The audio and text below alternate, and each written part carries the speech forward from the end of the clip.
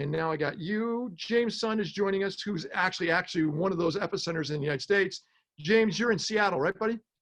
Yep, in Seattle, right behind me.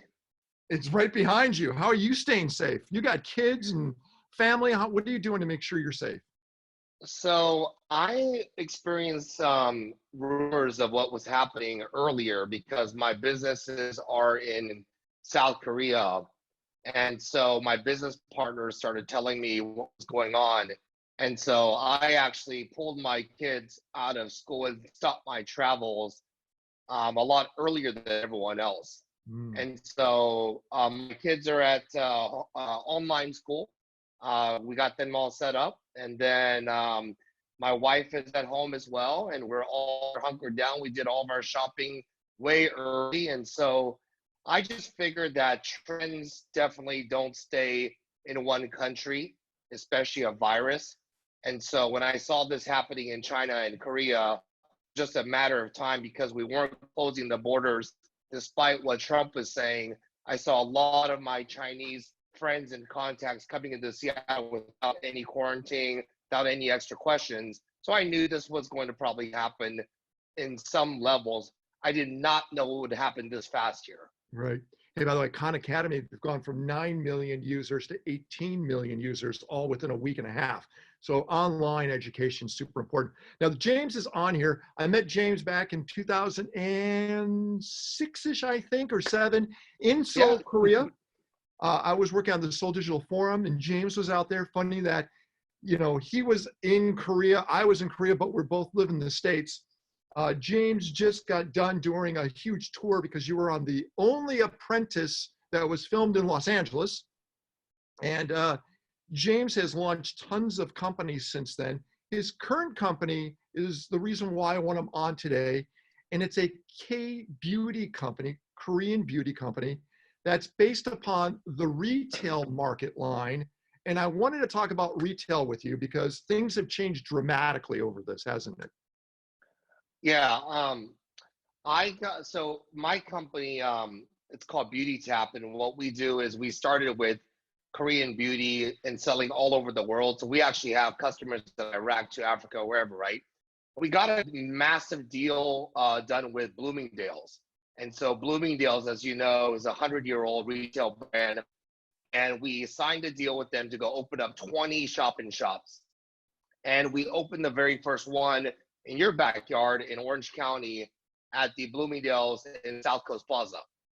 And then we got the news that South Coast Plaza had their first corona rumor.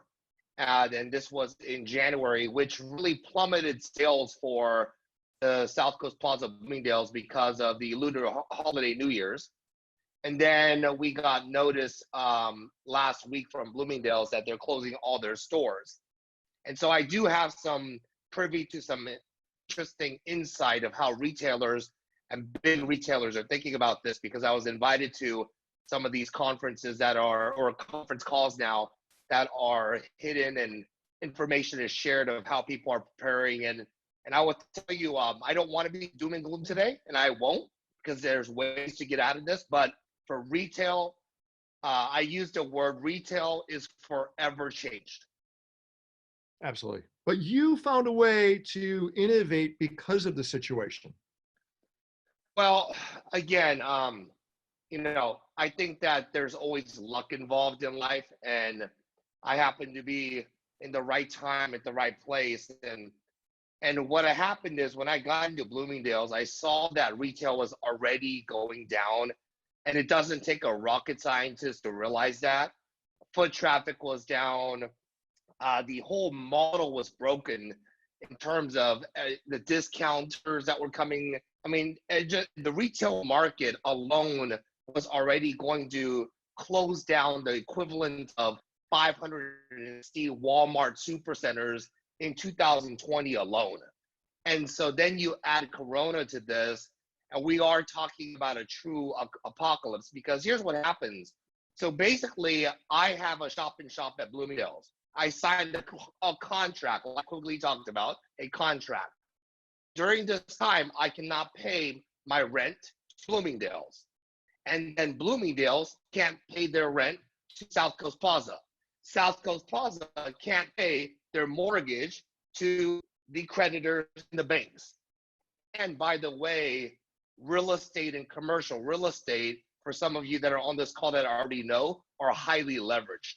So it's not the residences, we got out of that pretty well, but the commercial real estate guys have been able to get loans against their properties that I've never seen. I have a friend who was at Deutsche Bank, now is at Bank of America, does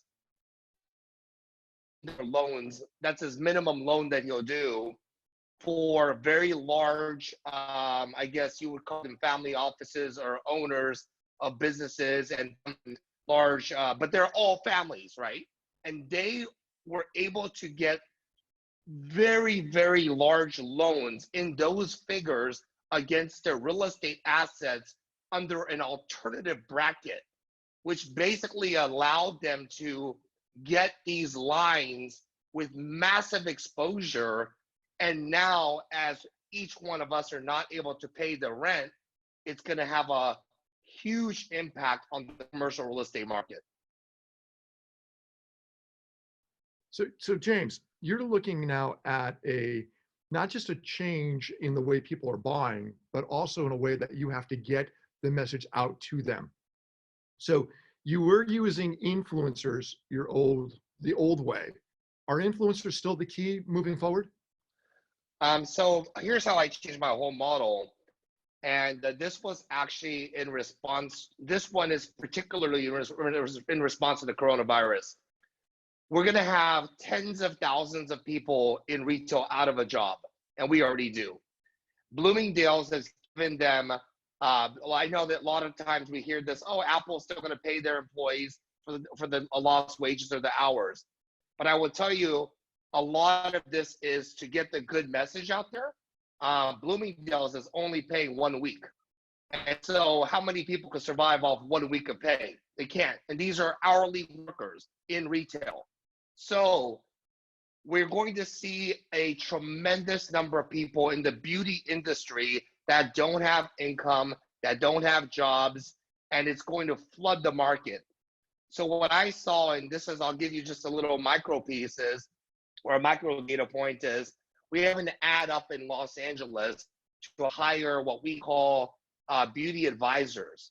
And this position was created because I actually felt the apocalypse of retail happening, and I wanted beauty advisors to be able to work omni-channel. So not only in the retail store, but online. So we had this job opening up. I would get about 15 resumes a day, pre-corona. And so that's about 15 a day, because a lot of these beauty advisors are like, well, I still get an income making $15, $16 an hour. I'm happy with that. I'll be comfortable. As soon as this week hit, we're getting, just on that same ad with zero extra spend, about 300 resumes every 2 hours. Wow.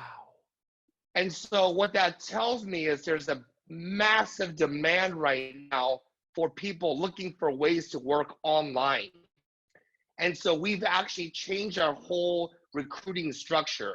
We used to do interviews one-on-one over coffee, phone, or even Zoom.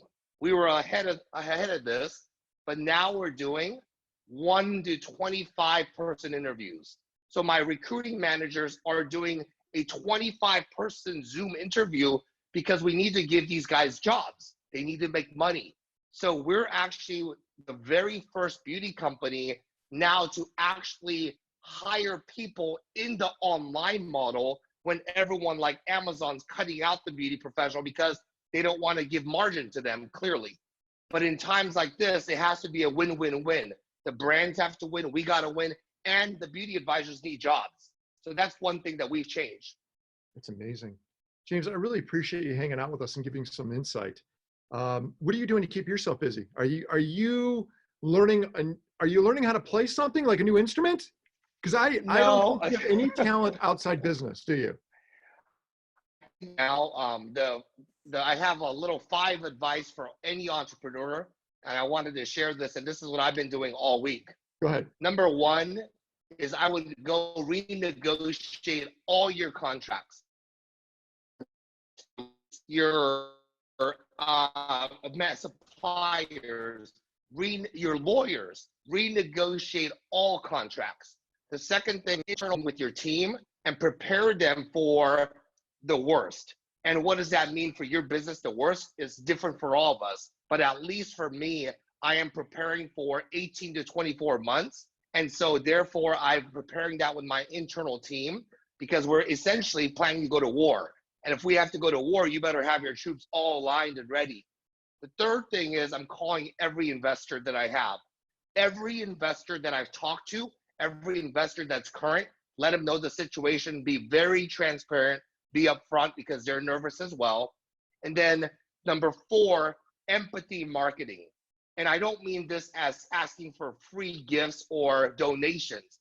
Empathy marketing to me is explaining to all your customers the situation that we're in and what you're doing about it to help the industry so your customers will want to stay with you, because customers are going to be very picky about where they spend their money now. If they don't think that you're helping the overall society, the chances of them spending money with you are lower. They're going to be extremely picky when they have less dollars to spend. And last but not least is read and get on as many of these kind of calls to change your business model. If you think that your business is going to be the same back the way it was, very rude awakening. We're preparing in the retail industry that shopping will never ever be the same again, because we don't think people will actually buy from strangers anymore. People will not be at a counter and allow a stranger to be within their 6 feet of distance without knowing who they are. So that's where the retail market is preparing for, is that shopping will be completely disrupted to relationship shopping. And this is very important.